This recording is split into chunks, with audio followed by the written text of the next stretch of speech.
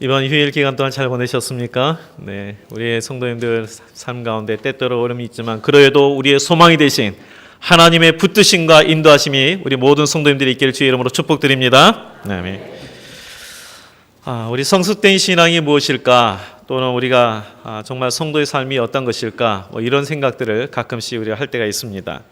오늘 본문에 보면 이에 대하여 짧지만 무게 있는 말씀을 우리에게 해주고 있는 것 같습니다.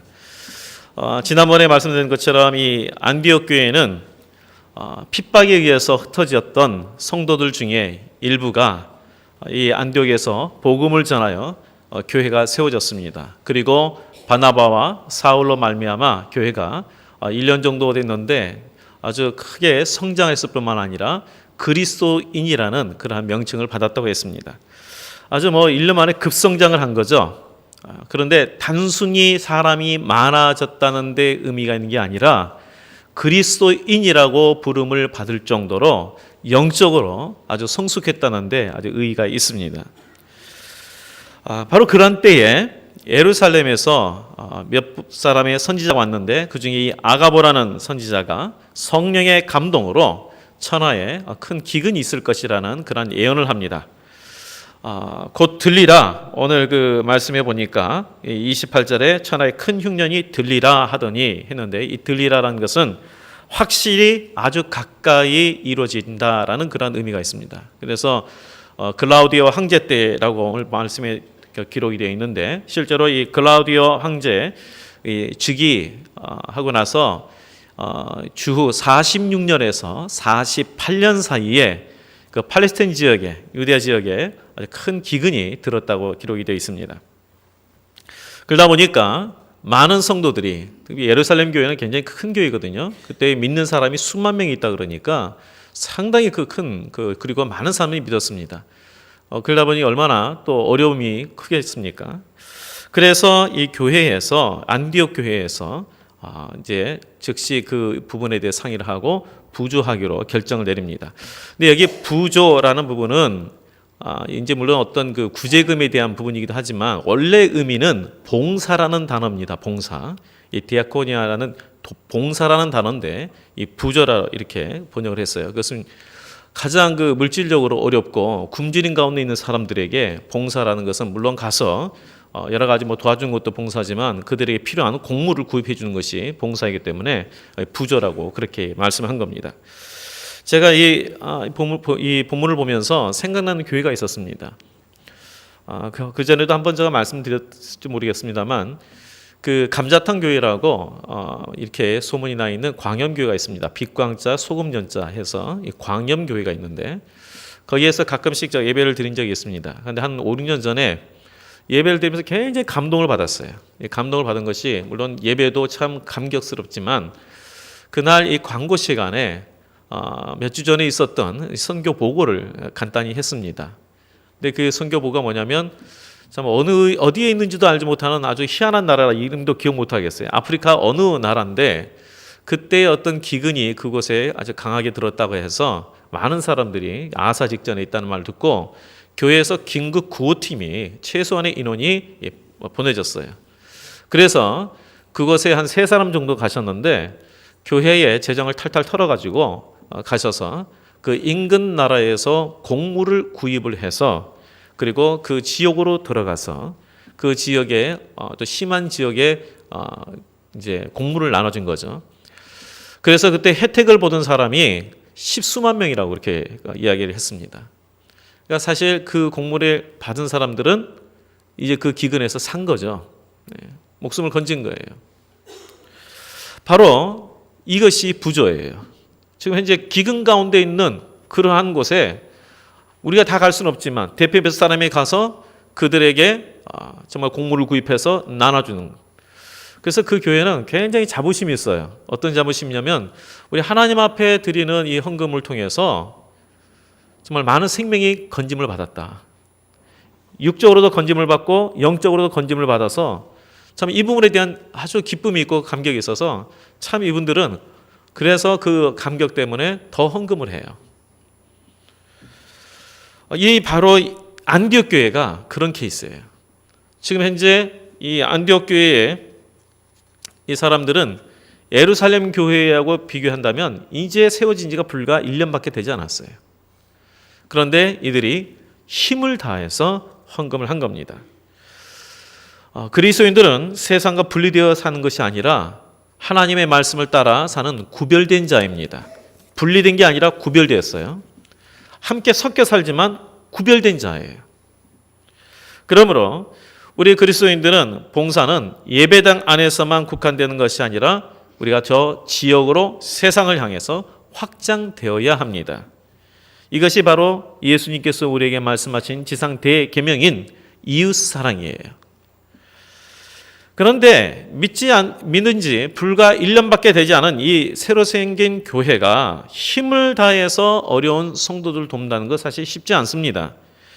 그것은 예수님의 이 삶과 또 그 말씀에 대한 전적인 믿음이 있어야만 가능해요. 이 구제금을 보냈을 때 본문에 보면 그냥 성의를 표시했다라고 하지 않고 힘을 다해 했다라고 기록이 되어 있습니다. 우리가 어떤 지역에 우리가 도울 때 그래도 조금 성의를 표하지 않겠습니까? 해서 일부 성의를 표하는 그런 차원이 아니라 힘을 다해서 구제했다는 거예요. 여기에 힘을 다했다라는 것은 의미는 뭐냐면 능력과 재력이 지속되는 까지, 능력과 재력이 지속되는 때까지 그런 뜻입니다. 그러니까 자기의 능력과 여건이 되는 대로 최선을 다했다는 거예요. 우리가 예전에 그 쓰촨성 중국의 그 대지진이 나가지고 많은 사람이 죽고 또 이 동남아 쓰나미로 인해서 많은 사람이 죽었을 때에 그때 이제 제가 있었던 교회에서도 굉장히 이제 헌금을 많이 했는데 우리 마음대로 좀 우리가 열심히 합시다 이런 차원인데 아주 특별한 분이 들은 적이 있습니다. 뭐냐면 젊은 분인데 첫 아이가 돌을 이제 맞이하게 돼서 돌잔치를 하기 위해서 미리미리 돈을 준비했나 봐요. 원래 그 첫째 아이는 돌잔치 잘하잖아요. 저희는 첫째 아이는 돌잔치하고 둘째, 셋째는 안 했거든요. 이게 보통 둘째, 셋째 가면 찬밥이잖아요. 근데 첫째는 뭔가 좀 해주려고 하는 그런 게 있어서 이게 돈을 이렇게 많이 모았나 봐요. 그런데 그 지진이 있었고 그래서 그 젊은 부부가 어떤 결정을 했냐면 우리 아이한테 돌잔치 해준 것도 좋지만 그거보다는 이 아이에게 할 줄 돌잔치할 그 금액을 그 어려운 사람에게 아이의 이름으로 헌금하는 게 더 의미가 있지 않겠나. 그래가지고 그때에 요즘에 돌잔치 하는데 굉장히 돈이 많이 드나 봐요. 뭐 사진만 해도 뭐 굉장히 비싸고 이게 좀 조금 해주려고 하면 돈이 많이 들어가는데 그 돈을 전부 이렇게 그 아이의 이름으로 이렇게 구제 현금으로 냈습니다. 이게 바로 이 힘대로 한다는 의미의 한 부분인 것 같습니다. 힘대로 했어요.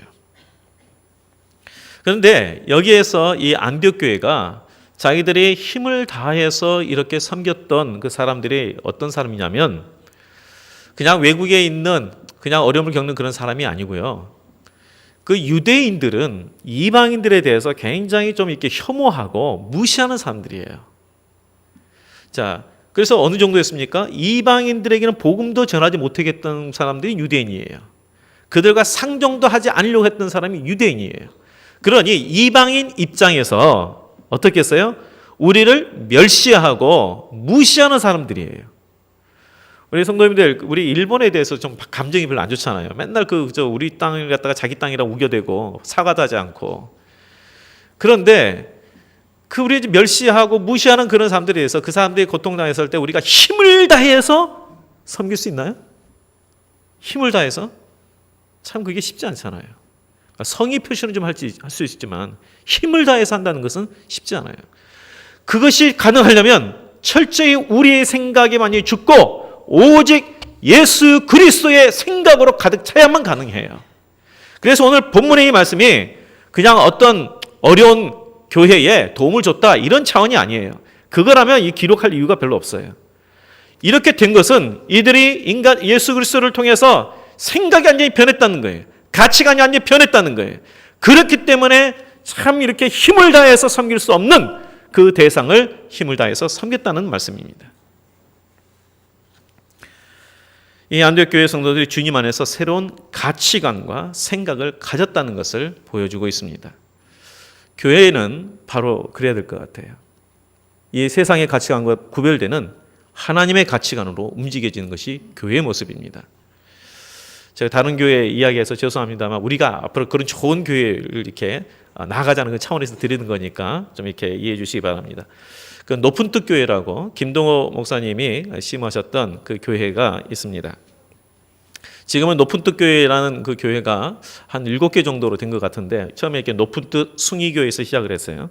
숭의 전문대에서 모여가지고 교회가 시작이 됐는데 지금은 이제 높은 뜻 뭐 정의교회, 높은 뜻 푸른교회 해가지고 쭉 나눠져가지고 이 분열이 된 게 아니고요. 어떻게 된 거냐면 그 이야기를 목사님이 하신 거예요.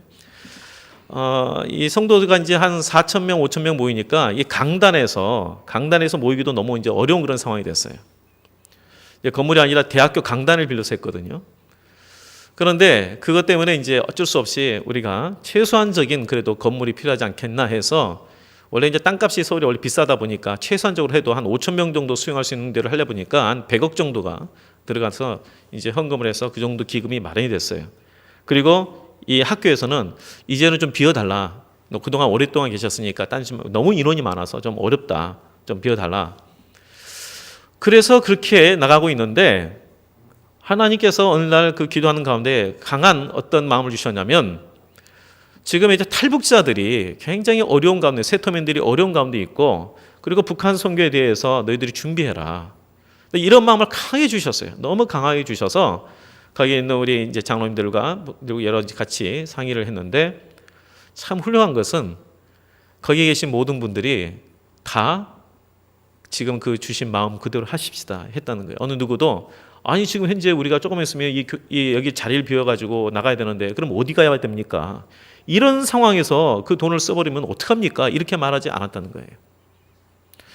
그러다 보니까 그거로 이제 100억을 그렇게 이 탈북자와 또 그 북한 선교나 이런 쪽에 다 투자를 하고 나니까 이제 갈 데가 없잖아요. 이제 비워줘야 되는데 그래서 교회를 나누게 된 거예요. 한 4, 5천 명 되니까 있을 자리가 없어서 그래서 그때 부목사님 4분이 계셨는데 부목사님 4분에게 다 교회를 나눴어요. 성도들의 동의하에. 그래서 그 가까운 지역으로 이렇게 나눠서 그래서 조금 많은 지역은 한 2,000명 모이시고 조금 적은 지역은 한 7, 800명 모이시고 이렇게 해서 이 지교회를 세운 게 아니라 독립교회를 다 세웠어요. 그래서 처음에 그 목사님이 이렇게 하면은 성도들이 흩어지고 하면은 좀 이렇게 흔들리지 않겠나 했는데 결과는 인간의 생각과는 정반대로 더 많이 부응했어요. 하나님의 뜻에 순종하니까. 근데 이게 쉽지 않아요.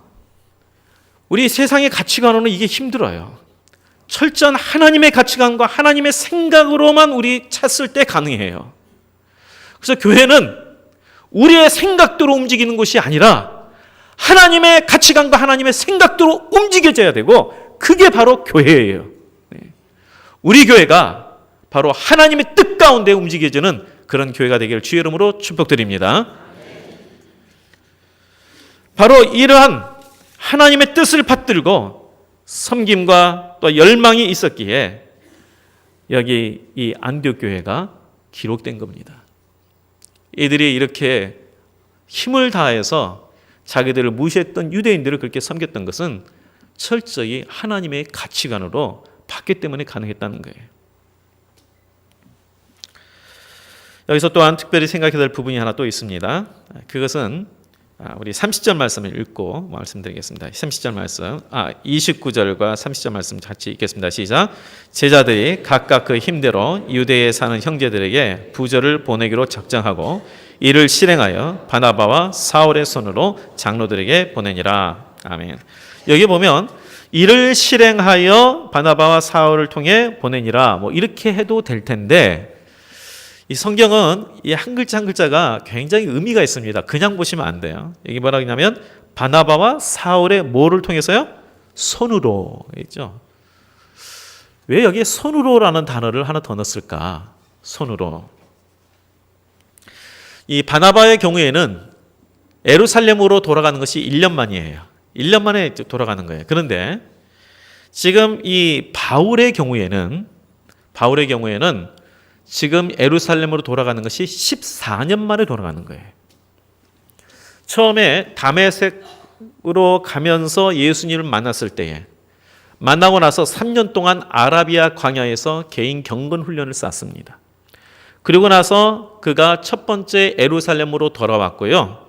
그 다음에 유대인들의 핍박 때문에 그가 저기 길리기아 다소라는 지방에 가서 거기서 13년간을 은둔합니다. 근데 그러한 사울을 바나바가 찾아와서 불러서 안디옥 교회에서 1년간을 같이 사역을 해요. 그 다음에 다시 예루살렘으로 돌아오니까 그가 예수님을 인격적으로 만난 이후에 17년 만에 예루살렘으로 오는 거예요.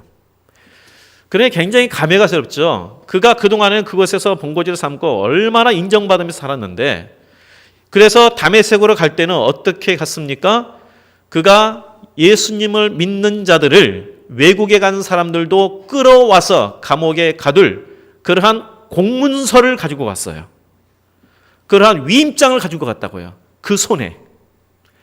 자, 그런 17년 전에는 믿는 자들을 옥에 가다 잡으려고 위임장, 공문서를 가지고 가는 사람이 17년 후에 다시 예루살렘으로 올 때는 어땠습니까? 그 손에 부조금을 가지고 왔다는 거예요.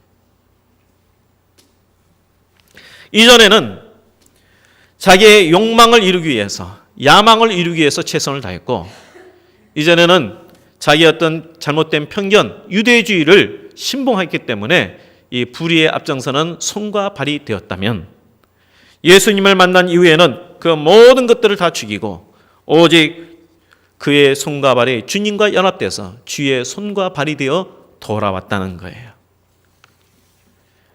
그래서 성경은 단순히 바나바와 사울을 통해서 보냈다 하지 아니하고 사울의 손으로 보냈다, 이렇게 기록을 한 겁니다. 우리가 보통 이 그릇된 삶을 청산할 때 뭐라 그럽니까? 손을 씻었다, 발을 뺐다, 이런 말을 하죠. 손과 발은 우리의 몸의 일부분이에요. 그런데 이 손과 발을 삶의 일부를 청산하는 데 쓰인 그러한 의미로 씁니다. 내가 어떤 사람인가, 이분은 내 손이 무엇을 추구하는가, 또 내 발이 어디에 발을 딛고 있는가, 여기에 따라 결정돼요.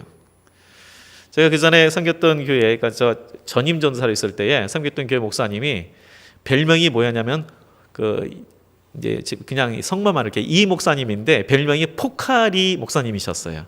왜 포카리냐면 포카를 잘 치셔가지고 포카리 목사님이신데, 이분이 원래 그 현대 건설에 이제 근무하시면서 그 중동에 파견을 나가셨는데, 이분이 이제 서울대 경제학과 나서 굉장히 똑똑해요. 근데 거기서 심심하니까 포카 치는 걸 보니까 이거 나도 좀 한번 할 것 같았는데, 처음에도 이제 잃었거든요. 그 다음부터 오기가 붙어가지고 가만히 보더니 해가지고 한 3년 후에 오셨는데 집 한 채 값 따가지고 왔다 그러더라고요. 그래서 별명이 포카리예요. 근데 이분이 그 잘 치던 포카, 장기 바둑을 전국 대학 대회에 나가지고 상 받은 분이니까 굉장히 그런 것을 아주 잘하신 분이에요. 그런데 어느 순간에 발을 뺐어요. 손을 씻었어요. 포카에서 손을 씻고, 그러한 잡게 하는 것에서 손을 씻었어요. 그리고 그 손을 생명을 살리는 데 손을 쓰시는, 복음을 전하는 데 손을 쓰는 그런 삶이 되었습니다. 취미생활 여기도 잘하신 분 많죠. 취미생활 때문에 교회에 오는 것이 힘드신 분들도 종종 있어요. 낚시를 하신 분들은 이렇게 휴일 되면은 낚시하느라고 교회를 못 와요. 밤새도록 하시니라. 그런데 제가 아는 또 같이 사역했던 그 한 전도사님이 낚시를 그렇게 좋게 생각했대요. 너무너무 좋아하니까 한 번은 그가 실제로 있었던 한 사건을 통해서 낚싯대를 부러뜨리고 낚시해서 손을 씻었다고 그러더라고요. 이게 뭐냐면 한 목사님이 낚시를 그렇게 좋아하셨는데 그냥 저수지에서 낚싯대를 들고 있었는데 장로님이 헐레벌떡 뛰어와가지고, 장로님이 오셔가지고 목사님 뭐 하시는 겁니까? 그래서 아니 왜요? 그랬더니 지금 수요 예배 시간인데 도대체 뭐 하십니까? 그래가지고 낚시하다가 수요 예배 시간 다가오는 것도 잊어버리신 거예요. 그래가지고 낚싯대 부러뜨리고 그 다음부터는 거기서 손을 씻었다고. 우리가 하나님 앞에 나아간 데 있어서 걸림돌이 되는 부분들, 때로는 정말 이 부분들을 씻을 필요가 있어요. 자, 이 사울은 이전에는 아까 말했지만 자기의 야망과 편입된 유대주의를 추구했던 손이었습니다. 그런데 예수님을 만난 이후에는 그 손이 하나님의 뜻을 추구하고 섬김과 사랑을 추구하는 손이 되었습니다. 그렇다면 우리의 두 손은 어떻습니까? 오늘날 나의 손은 어떤가 한번 생각해 보시기 바랍니다. 나의 손. 나의 손이 욕망의 도구로 혹시 쓰이고 있지 않습니까? 내 손이 다른 사람의 잘못을 지적하는 손가락질하는 그런 손으로 쓰이고 있지 않습니까? 내 손이 상대방을 붙잡아 주는 것이 아니라 밀어버리는 그런 손이 되고 있다면 지금 현재 내 손에 대해서 다시 한번 생각해 봐야 합니다. 우리는 주님의 도구가 되는 손이 되어야 됩니다. 일으켜 세워주고 구원해주는 손이 되어야 되고 기도해주는 손이 되어야 됩니다. 지금 현재 내가 예수님을 믿고 시간이 지나면서 이전의 그 손과 지금의 손이 어떻게 달라졌는가? 이전에 내가 가던 그 발이 어디에 딛고 있었는데 지금 내가 어디에 발을 딛고 있는가? 이 부분을 다시 생각해 보셔야 합니다. 우리 성도님들, 예수님을 따르는 우리는 이 세상의 가치를 쫓는 삶에서 손을 씻었고 발을 뺀 사람들입니다. 우리 이것을 잘 기억하세요. 이 세상의 가치를 쫓는 삶에서 손을 씻었고 발을 뺀 사람들이에요. 오직 우리는 주님을 따르는 삶, 성령의 인도함을 받는 삶으로 새롭게 된 자입니다. 그러므로 우리의 손과 발이 생명의 도구로 주님의 지체로 하나님께 드려지는 자가 되어야 합니다. 그럴 때에 나의 손이 닿는 곳마다, 내 발이 가는 곳마다 하나님이 함께 하시고 하나님의 성령의 역사가 일어나게 되는 것입니다. 여기 계신 우리 모두가 그러한 주님의 손과 발이 되는, 그래서 주님의 그 역사에 쓰임을 받는 삶이 되시기를 주의 이름으로 축복드리겠습니다. 기도하겠습니다. 하나님 아버지, 주님과 상관없이 믿는다 하면서도 내 욕망을 위해서 쓰임받았던 손과 발이 아니라 이제는 오직 하나님의 뜻을 받드는 손과 발이 될 수 있도록 우리를 붙들어 주시옵소서. 오직 주님의 생각과 마음을 품는 자가 되게 하여 주셔서, 그래서 우리로 말미암아 생명이 일어나게 하여 주시옵시고, 우리로 말미암아 소외되고 아프고 힘들어하는 자들을 일으켜 세워지는 그러한 역사가 있게 하여 주시옵소서. 모든 것을 주께 다하고 예수님 이름으로 기도하옵나이다. 아멘.